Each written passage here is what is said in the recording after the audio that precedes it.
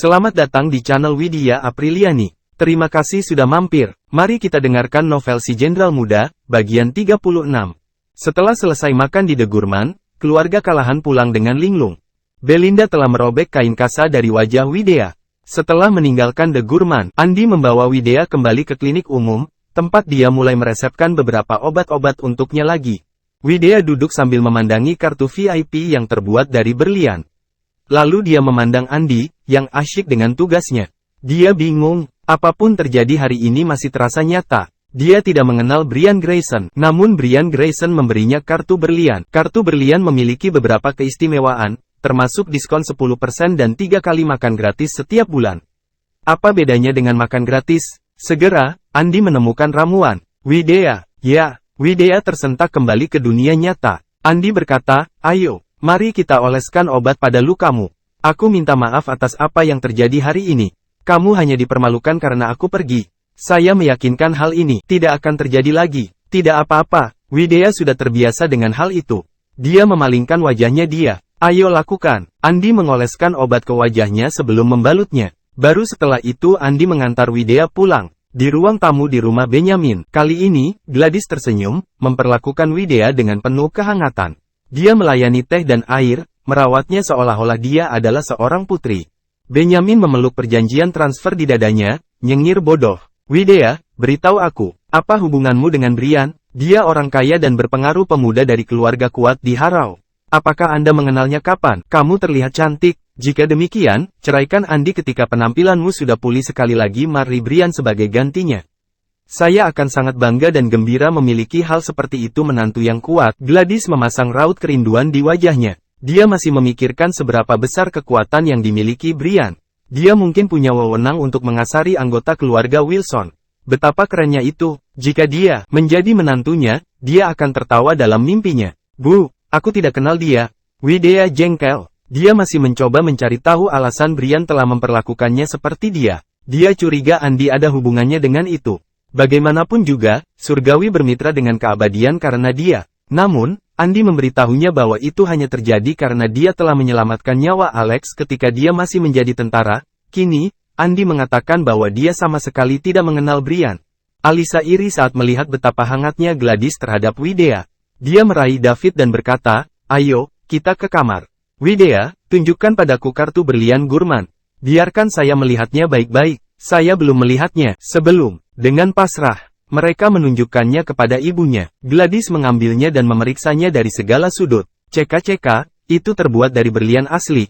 Ini sangat berat. Kartu ini pasti bernilai mahal.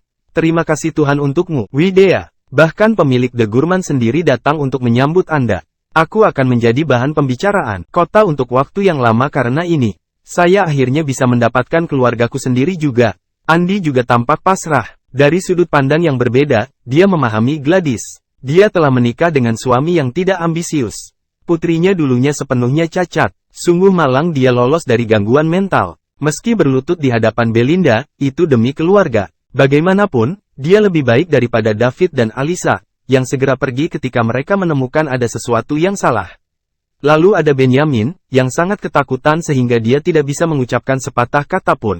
Itu sulit bagi Gladys. Dia menggelengkan kepalanya sedikit. Berkat saham dan kartu berliannya, Widya kedudukan sosial keluarganya meningkat. Gladys berhenti menyebutnya tak berguna dan kutukan. Setelah mendapatkan atas persetujuan Gladys, Widya pun senang. Selama beberapa hari berikutnya, Andi tetap tinggal di sana pulang bersama Widya. Dia hanya menemaninya untuk penyesuaian obat saat diperlukan. Obat yang dia gunakan mahal dan berharga. Masih bersama channel Widya Apriliani. Mari kita lanjutkan novel Si Jenderal Muda, bagian 37. Terlebih lagi, dia meramunya sendiri, dan efeknya luar biasa. 3 hari kemudian, Widya melepas kain kasa, semua lukanya telah pulih, tidak meninggalkan bekas sama sekali. Widya berdiri di depan cermin, memandangi wajahnya yang sempurna. Dia terkejut. Andi telah memberitahunya berulang kali bahwa dia akan pulih, tapi dia masih terkejut. Keterampilan medisnya sungguh menakjubkan. Andi, kamu luar biasa. Tidak ada bekas luka sama sekali padahal wajah saya terluka parah. Andi tersenyum. Saya tidak bisa mengambil pujian atas hal itu. Itu semua karena Henry. Dia mengajari saya semua yang perlu saya ketahui. Widya menyentuh wajah mulusnya. Formula ini akan sangat populer jika masyarakat mempelajarinya. Bayangkan memasarkan produk ini di salon kecantikan, bisnis akan berkembang pesat. Andi berkata, Henry tidak peduli dengan ketenaran dan harta benda. Yang dia inginkan hanyalah menjalani kehidupan biasa. Widya menekan bibirnya menjadi satu garis. Aneh sekali. Bagaimana mungkin dia tidak menyukai uang? Tok tok tok. Seseorang mengetuk pintu. Widya, apa yang kamu lakukan? Orang tua itu menyerukan pertemuan keluarga. Dia menyuruh kita untuk tepat waktu. Jika dia marah dan mencabut bagian kita karena kita terlambat, aku tidak akan memaafkanmu, teriak Gladys melalui pintu. Bu, aku hampir siap. Beri aku waktu beberapa menit lagi, sahut Widya sambil mencari sesuatu untuk dipakai. Andi, apa yang harus aku pakai? Andi di tempat tidur, menatap Widya. Widya mengenakan gaun tipis itu sedikit tembus cahaya. Itu memamerkan sosoknya yang luar biasa, terutama kakinya yang panjang. Dia berkata, kamu terlihat cantik dalam segala hal. Oh, ayo bantu aku memakai sesuatu. Bagaimana dengan yang kamu pegang? Yang ini? Ya, oke, tunggu aku di luar sementara aku ganti baju. Widya tersipu dan menuju pintu. Padahal mereka sudah menikah secara sah dan Andi tinggal bersamanya. Widya tidur di tempat tidur sementara Andi berbaring di lantai setiap malam. Andi memulainya. Ini sudah menjadi kebiasaan mereka sejak hari pertama. Widya mungkin istri Andi, tapi mereka hanya berpegangan tangan. Mereka belum melakukan hubungan suami istri bahkan belum berciuman. Andi kembali dari tugas untuk membalas budi Widya. Dia tidak akan memaksanya melakukan apapun yang tidak dia ingini. Dia tidak akan menyentuh Widya tanpa persetujuannya. Grostes Online Crypto Casino dan Sportwetten Wesley. Sekarang, ketika Widya meminta agar dia pergi, dia setuju tanpa argumen apapun. Dia menunggu di ruang tamu selama beberapa menit.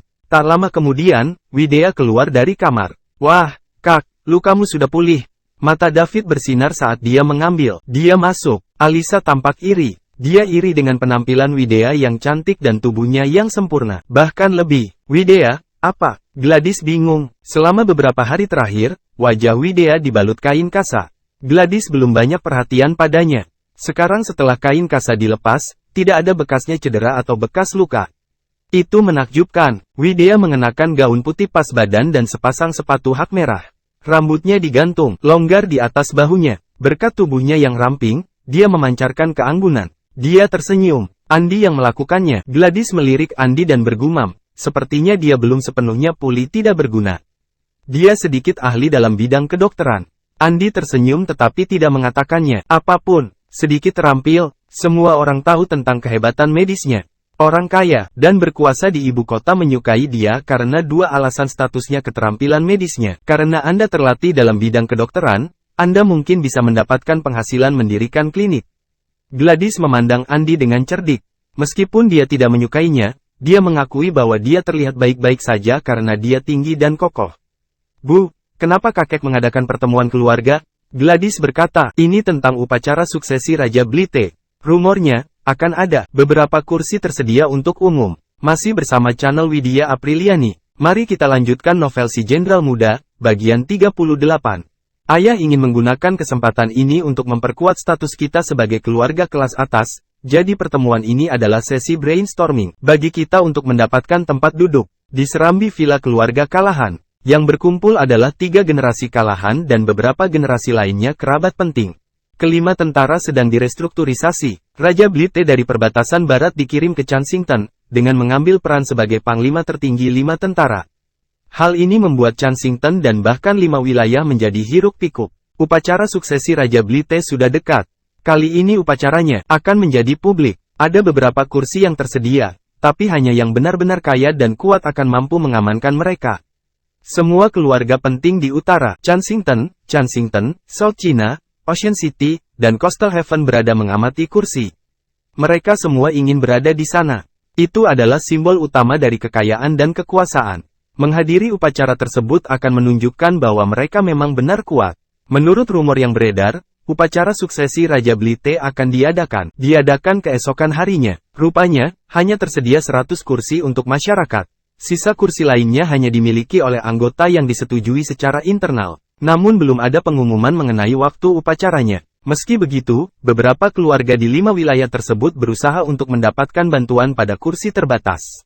Lex adalah salah satunya. Dia sudah lama bermimpi menjadi keluarga kelas atas. Karena ini adalah sebuah kesempatan bagus, dia tidak melewatkannya dengan mudah. Karena itu, dia memanggil untuk diadakan pertemuan keluarga sehingga mereka bisa menyatukan pikiran. Pada dasarnya, semua orang-orang kalahan ada di sana. Satu-satunya yang masih absen hanyalah keluarga Widya. Kakek, Widya dan keluarganya menjadi terlalu sombong. Sejak kamu memberi mereka bagian, perilaku mereka menjadi lebih buruk. Sekarang bagaimana beranikah mereka terlambat menghadiri pertemuan keluarga? Mereka di luar kendali. Putra Howard Tommy berusaha menimbulkan masalah lagi. Howard dan keluarganya pernah mengalaminya. Tidak senang karena Widya meminta bagian itu. Untuk memberikan sahamnya kepada Benjamin, Lex telah mengambil sebagian milik Howard. Sekarang, Howard memiliki saham lebih sedikit dibandingkan Benjamin. Saya setuju, kakek. Menurut saya, memberi mereka 10% sahamnya terlalu banyak, Meghan menimpali. Beraninya mereka meminta sesuatu yang tidak masuk akal? Apakah hanya karena Widya tidur dengan ketua Celestial? Pak, saya usulkan kita cabut saham Benjamin. Mereka bahkan tidak berkontribusi pada keluarga. Mereka tidak layak mendapatkannya. Ya, selama bertahun-tahun, mereka hidup dari kita. Dan sekarang, mereka ingin berbagi. Keluarga kalahan bergantian menyuarakan pendapat mereka. Mengenakan jas, Lex menghisap pipa tembakau. Dia tidak mau memberikan Benjamin sahamnya juga. Benjamin adalah yang paling tidak berguna di antara ketiga putranya. Putra Benjamin, David, adalah yang paling tidak berguna di antara semua cucunya juga. Namun, jika dia menolak, mereka akan kehilangan kemitraan dengan Celestial. Sebagai akibatnya, mereka akan kehilangan kesempatan untuk menjadi keluarga kelas atas. Lex melambaikan tangannya. Cukup, saya tidak pikun. Saya tahu apa yang saya lakukan. Howard duduk di satu sisi, tidak mengucapkan sepatah kata pun. Membuat yang muda memfitnah Widya dan keluarganya adalah idenya. Karena Lex tidak menerima umpannya, dia mulai membuat rencana lagi. Dia ingin sahamnya kembali. John dan keluarganya juga tetap diam. Mereka tidak memiliki banyak saham dari awal, jadi tidak ada bedanya bagi mereka. Saat itu, Widya dan keluarganya tiba. Maaf kami terlambat, ayah. Gladys meminta maaf begitu dia melangkah masuk. Semua orang memandang Widya dan keluarganya. Saat mereka melihat wajah Widya pulih sekali lagi, mereka terkejut. Apa yang sudah terjadi? Itu baru saja, sudah beberapa hari. Bagaimana Widya bisa pulih kembali? Di Kensington Hotel, mereka melihat tren mengukir wajahnya dengan mata kepala mereka sendiri. Kini lukanya telah sembuh, dan tidak ada bekas luka. Tidak ada yang tahu apa yang terjadi, tapi mereka marah ketika mereka melihat Widya. Bagi keluarga kalahan, Widya adalah pembawa sial. Sebuah kutukan. Masih bersama channel Widya Apriliani. Mari kita lanjutkan novel Si Jenderal Muda, bagian 39. Selama 10 tahun terakhir, keluarga kalahan dikenal memiliki wanita paling jelek di Kensington. Mereka menjadi bahan tertawaan dan sangat memalukan. Widya jugalah yang terakhir menempatkan keluarga kalahan dalam bahaya besar. Howard membanting tangannya ke atas meja dan menggeram dengan marah, Benjamin, ini terlalu banyak. Bagaimana kamu bisa terlambat? Apakah Anda pikir Anda lebih hebat dari kami sekarang kamu memiliki bagian keluarga? Apakah menurut Anda kita pantas untuk menunggu Anda? Maaf, Howard, kepala Benjamin menunduk saat dia meminta maaf. Widya menghampiri dan berkata, Howard, akulah yang menyebabkan penundaan ini. Ini bukan kesalahan ayahku. Howard menjadi semakin marah. Widya, apa kamu tidak mengerti aturan kami? Pertemuan keluarga adalah hal yang paling penting. Hanya karena kamu punya sesuatu dengan CEO Celestial Group bukan berarti Anda bisa mengabaikannya. Aturan, ya, karena kami hampir mati di tangan Trent Xavier. Syukurlah aku tidak ada di rumah hari itu, kalau tidak aku pasti akan dibatalkan masuk Kensington. Dasar sial, kamu berani meminta bagian 10% setelah semua itu? Keluarga kalahan saling ngobrol sambil mencaci maki keluarga Widya. Cukup, Lex membentak, akhirnya menghentikan perselisihan. Andy Caden tetap diam. Dia adalah menantu di keluarga ini, jadi dia harus diamlah agar tidak menimbulkan masalah lagi bagi Widya. Sekarang semua anggota keluarga sudah ada di sini, Lex memulai pertemuannya. Besok kemungkinan besar akan menjadi upacara suksesi Raja Blite. Di sana kabarnya hanya tersedia 100 kursi. Pikirkan, suarakan ide apapun untuk mendapatkan ide agar kita mendapat kursi itu. Tak seorang pun di aula berbicara. Bagaimana mungkin, banyak sekali keluarga kaya di 5 wilayah tersebut. Itu tidak akan pernah menjadi milik mereka. Berubah karena mereka berasal dari kelas bawah. Kenapa, kita semua bagal? Saya pikir Anda adalah orang yang banyak bicara. Lex melotot di seberang ruangan sebelum dia berteriak dengan marah, lihatlah dirimu sendiri.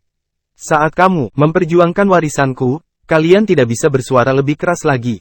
Tapi kalian semua bersembunyi saat itu, datang untuk membantu keluargamu sendiri.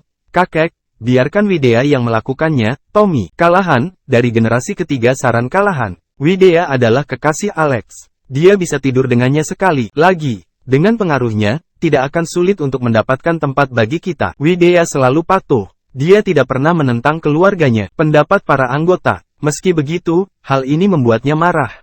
Dia menunjuk Tommy dengan jarinya gemetar saat air mata mengalir di matanya. Tommy, jangan bicara tentang aku. Seperti itu. Tapi apakah aku berbohong? Tommy tampak kesal padanya. Anda pasti berhubungan seks dengan Alex agar dia memperlakukanmu dengan baik. Heck, dia bahkan membatalkannya kesepakatan bisnis dengan kami karena kamu. Dada Widya naik turun. Sangat tidak percaya. Dia bahkan tidak bisa mengucapkan sepatah kata pun. Namun, Benjamin tidak berkata apa-apa. Gladys ingin mengatakan sesuatu tapi dia tidak tahu caranya. Karena dia juga tidak yakin apakah Widya tidur dengan Alex. Andy melangkah ke arah Tommy. Hal ini mengejutkan Tommy. Apa yang kamu lakukan? Andy, lihat dirimu sendiri. Ini adalah rumah besar Kalahan. Tommy punya alasan untuk takut pada Andy, terutama jika pria itu tinggi, kuat, dan memiliki pengalaman militer. Namun, berada di properti Kalahan memberinya kepercayaan diri. Saya tidak salah. Alex hanya baik padanya karena mereka berhubungan seks. Pelak, Andy menamparkan wajahnya dengan keras. Aduh, Tommy memegangi wajahnya sambil menangis kesakitan. Dia membenturkan kepalanya pada Lex, dan berteriak, kakek, lihat dia. Dia memukul saya di pertemuan keluarga. Kamu usir orang ini. Lex memusatkan pandangannya pada Andy, tampak kesal. Widya menarik tangan Andy dan berbisik, Andy, minta maaf. Meskipun Andy membantunya dan itu membuatnya bahagia, ini masih pertemuan keluarga Kalahan. Perilakunya jelas-jelas melanggar aturan keluarga mereka. Dasar bajingan yang kejam, beraninya kamu menyerang anakku. Ayah, dia bertingkah sombong, karena dia mempunyai beberapa saham.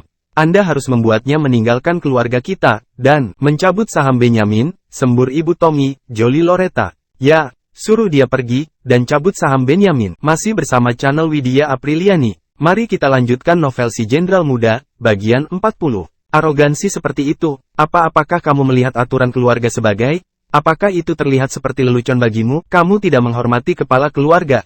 Keluarga Kalahan mengamuk. Tommy adalah cucu tertua di keluarga, itulah alasannya. Semua orang membela dia ketika dia diserang. Di saat yang panas, Andy menjadi publik, dan begitu pula keluarga Benjamin. Sekali lagi, Widya menjadi sasaran hinaan paling jelek. Ada juga permintaan agar Lex mencabut saham Benjamin. Tommy dulu gembira dengan semua orang di sisinya. Dia memandang Andy dengan ekspresi yang berpasir, kamu bukan siapa-siapa di sini. Keluarga Kalahan, memukul saya adalah tindakan paling berisiko yang bisa Anda lakukan. Wajah Lex diwarnai amarah. Dia kesal dengan drama itu, terungkap selama pertemuan keluarga yang penting. Gladys menamparkan kepala Andy sebelum dia bisa mengatakan apapun. Anda bastard, berlututlah sekarang. Yang mengejutkan mereka, Andy mengangkat kakinya dan memberikan tendangan keras kepada usus Tommy. Itu mengirimnya sejauh 2 meter, menabrak sofa dan menangis. Pemandangan yang paling menyedihkan. Andy, Widya mulai ketakutan sekarang. Dia ingin untuk berlutut dan meminta maaf setelah itu. Namun Andy menahannya dari lantai. Memalukan, Lex, sangat marah, bangkit dari tempat duduknya dan memerintahkan, kamu sudah melewati batas. Mulai sekarang, Anda bukan lagi menantu keluarga Kalahan, pergi. Tolong minta maaf. Widya menarik kemeja Andy keras. Andy, minta maaf sekarang, dasar sampah. Omelan Gladys tidak akan berhenti di situ.